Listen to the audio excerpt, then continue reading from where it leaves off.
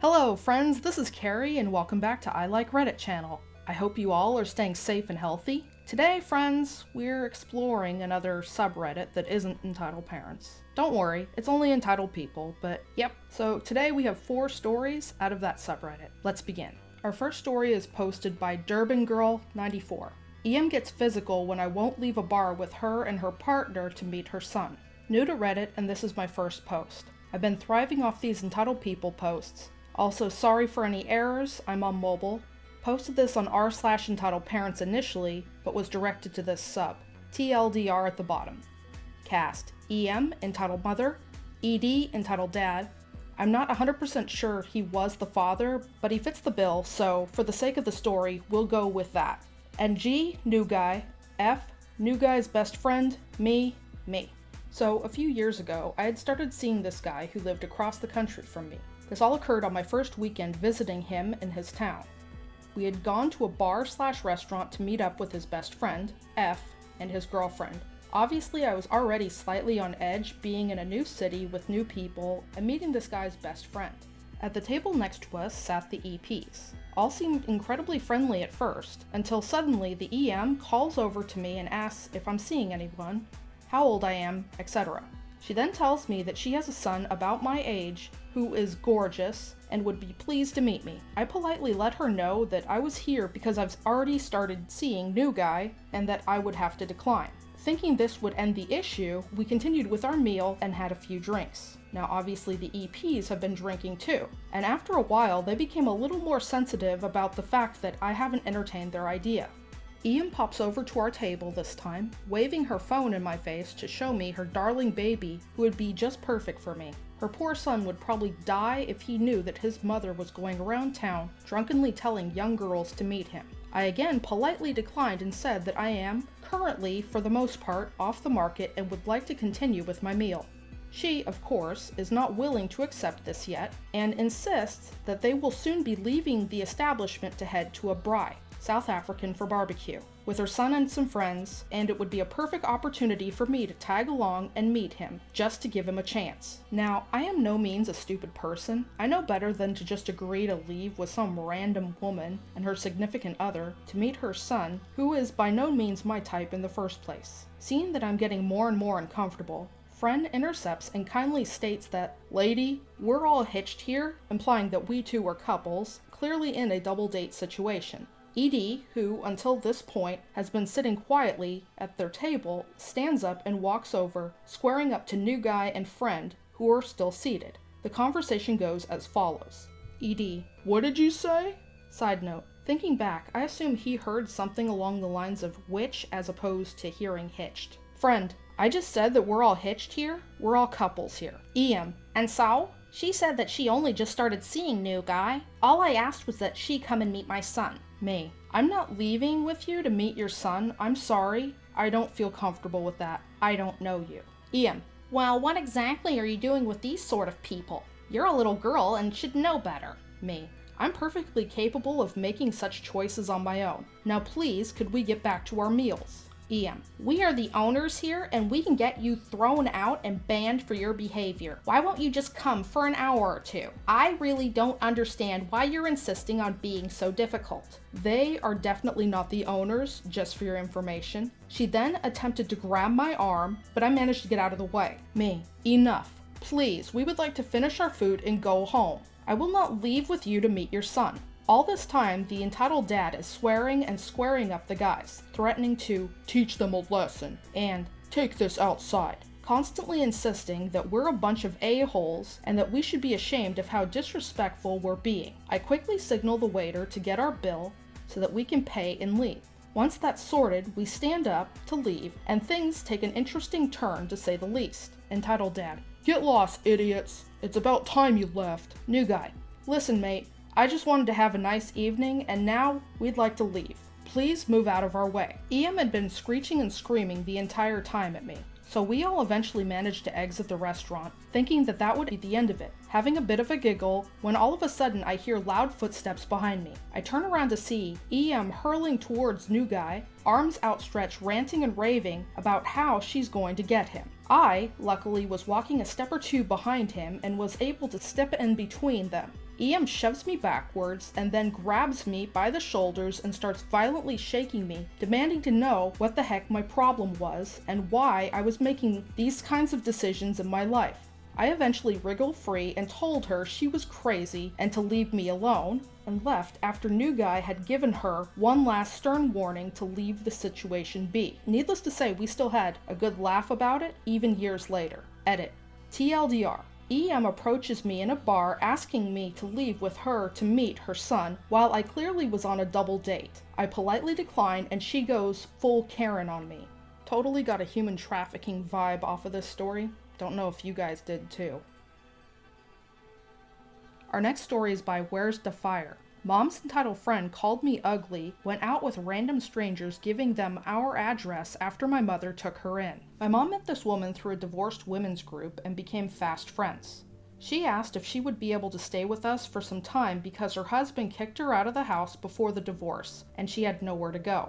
She was staying in a hostel. Out of pity, my mother took her in, and that was a mistake, and we soon realized why her ex had kicked her out. She started to act like she owned the apartment. She refused to clean the room that she slept in, often leaving my mother or myself to pick up her garbage. Then she called random men late in the night to talk to them loudly, not even considering I was in the same room trying to sleep. Our couch at the time was too small. She slept on a mattress on the floor of my room because it was spacious. She made a stupid comparison of me with her daughter, telling me that I wasn't as good looking as her daughter is. And she dared to tell my mother that she was too fat and manly for my father, which is why there was an issue in their marriage. She described herself as a Mary Sue whose beauty and talent made men fall all over her. Once I peeked into her social media account, which was filled with seductive photos of her fishing for male attention. I was starting to feel that we had made a big mistake taking her in. The last straw came when she started going out with random men she had met online. She gave them our address without our consent, asked them to come around to pick her up. Sometimes she'd return 2 days later. As strangers started to appear at our door, we started to feel unsafe.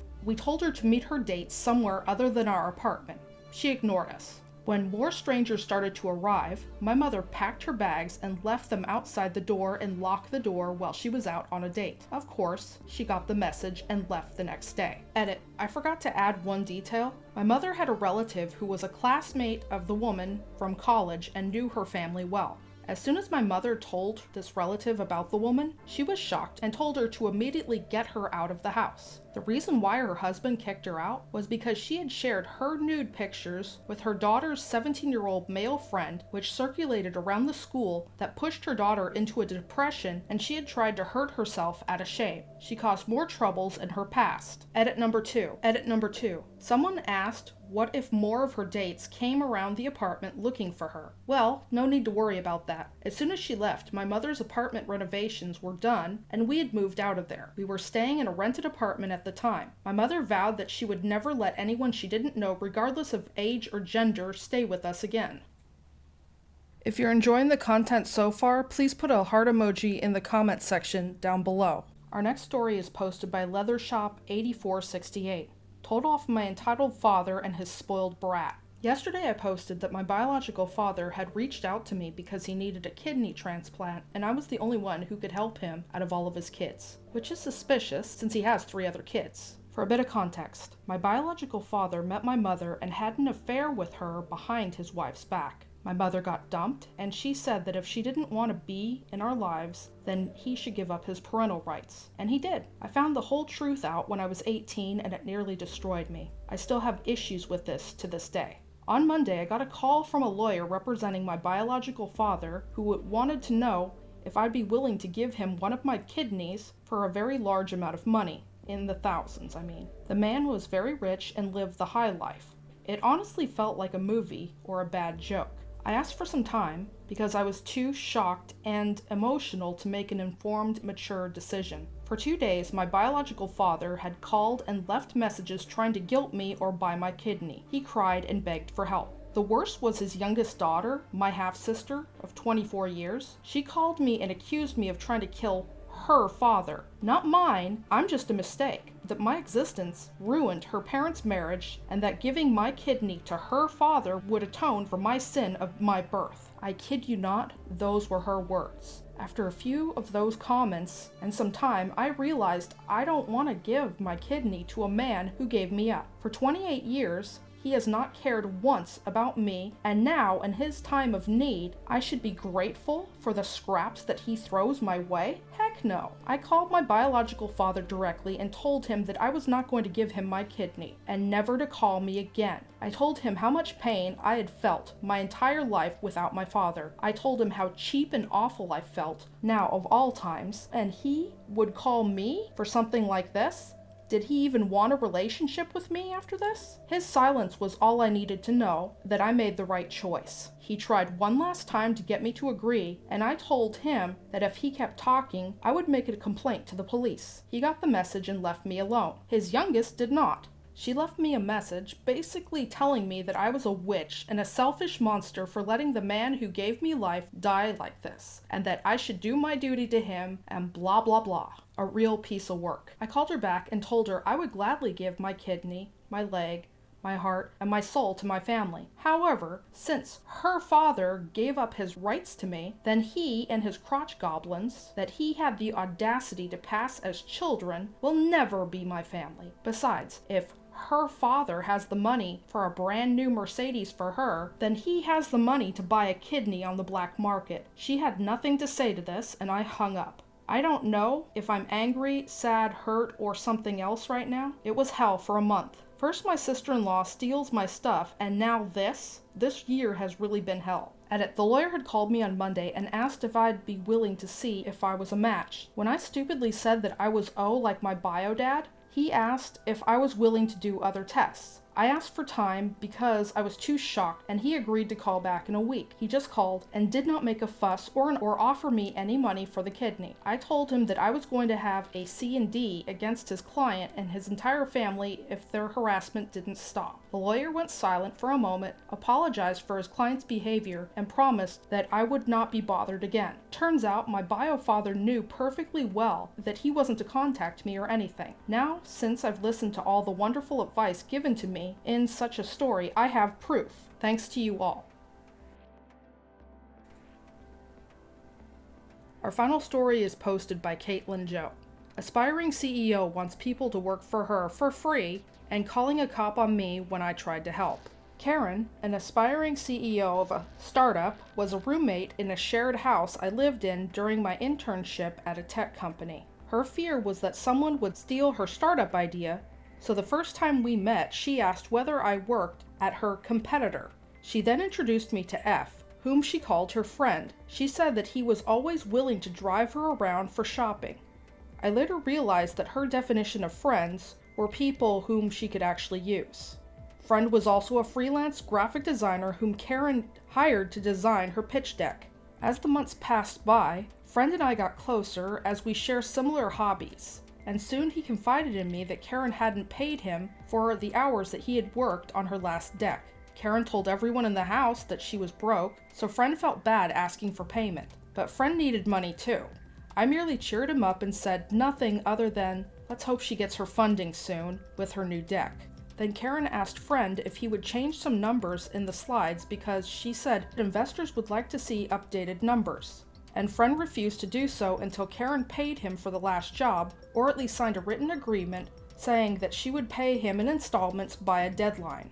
In the meantime, seeing that Friend and I were spending a lot more time together, which meant that she lost her driver, Karen was talking behind my back with the other housemates, accusing me of being a bad and evil roommate, cheating on my partner with Friend. Once, after asking when my internship would end, she suddenly told me to leave my partner and stay with Friend. I just smiled and said it was none of her business. Friend and I were just friends. I would leave the area once my internship ended and back to my partner of 7 years, and Friend knew that for a fact. I guess she also thought that I had convinced Friend to never help her again with another deck. I did no such thing. Friend is an adult and could make his own decisions on what to do with his life. So basically, Karen was trying to kick me out of the house, as she had done once to another roommate, and was proud of it. However, she didn't get any support from the other roommates because everyone else was fed up with her crap. So Karen decided to move out because she felt the house environment is toxic. I was relaxing on my bed, We were sharing a bedroom while she was packing her stuff. Karen: hey, I'm moving out. I hope you treat friend well. Everyone was sad. I was losing a good friend like him. Me: sure, he's a friend. I won't use my friends. Karen: well, you made him lose his job and income. She meant designing her deck. Investors are waiting for the new deck, and your personal life is ruining my startup. Me: hey, don't drag me into your problem with him. I had nothing to do with it. If you have a problem with him, talk to him, don't talk to me. Karen: of course it has everything to do with you. He's in love with you, can't you see it? Me, rolling my eyes, what happened between me and friend is none of Karen's business. It shouldn't interfere with her professional relationship with friend either. The problem is that you haven't paid him. Solve that issue professionally, don't make this personal. Karen: he refused to help with my deck because of you. I told my friends about it and they were livid. Me: see, that's exactly your problem. Instead of talking to him directly, you talk to other people about it. Bullseye. After that, she started spouting nonsense. She said I don't know anything about how startups work. Her mom is sick and could lose her money that she put into her daughter's startup. And whose fault is that? She's now broke and trying so hard to get a GoFundMe for the startup, so she desperately needs her new deck. I put my headphones in trying to sleep. I wasn't really interested in her whining about her life. I needed to get up early for work for the next day. While she was usually still in bed, swiping on her phone, even when I was ready to leave for work, I guess that's one of the perks of being a startup founder, she then started sending friend threatening emails, demanding friend send her the raw files of the design as soon as possible, and to sign a non-disclosure agreement, because she's afraid people will steal her ideas and her research data. Friend refused because he didn't like the idea of her manipulating another designer into working for her and not getting paid. I wanted to free friend from Karen's hateful emails and help Karen out as well. So I sent her a message through LinkedIn, not our first exchange. She once asked me where I was one night because I was not sleeping at the house. I was at my company outing. I have screenshots of the conversation, so this is accurate. Me: hi Karen, instead of wasting your time harassing someone you can't afford to pay to work for you, here's how you can change the deck yourself. Continued explaining how to convert a PDF into an editable format. Karen: this is your fault. You don't understand startups. Get your personal life out of my company. If you're unable to get yourself out, third parties will. Karen continues: you have until midnight to get yourself out of my company, so I can proceed properly.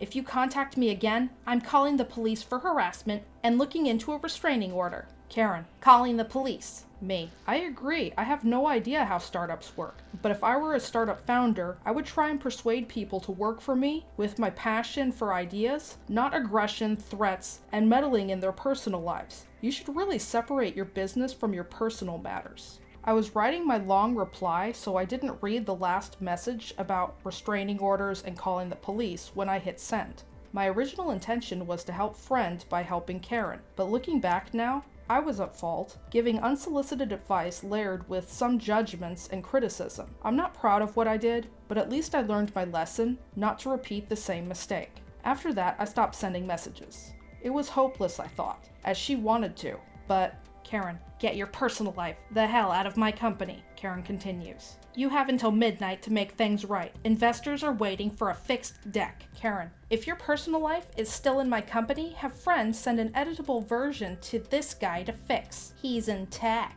Here's his contact information for you, putting a link to my partner's website. Karen: I really am contacting the police if you reach out to me again. Please stop. I asked you to stop. Lurking on my LinkedIn needs to stop. At this point, I felt like I was the one being harassed. Since I said absolutely nothing, she kept messaging me. What creeped me out was that she was stalking me online, found out who my partner was, possibly from Facebook, then Googled his name to get into his website. My partner is a colleague. We both have PhDs in computer science. So sure, and both of us do know how to edit presentation slides as we make our lectures. But I was a bit offended when she simply said, he's in tech, expected him to fix her slides. Anyway, she was proven to be delusional, so I just blocked her on Facebook and LinkedIn. I guess she didn't know this feature existed. Otherwise, she would have simply just done it to me a while ago when she wanted me to stop contacting her. I wonder how her startup is doing now. That's all the stories I have for today. Links to the original Reddit post will be in the description box below. Please stop on by Reddit to show the OP some love and an upvote. If you enjoy my videos, please comment, like, share, and subscribe. Don't forget to hit the bell notification to let you know when I upload new videos. Thank you for watching and have a wonderful day.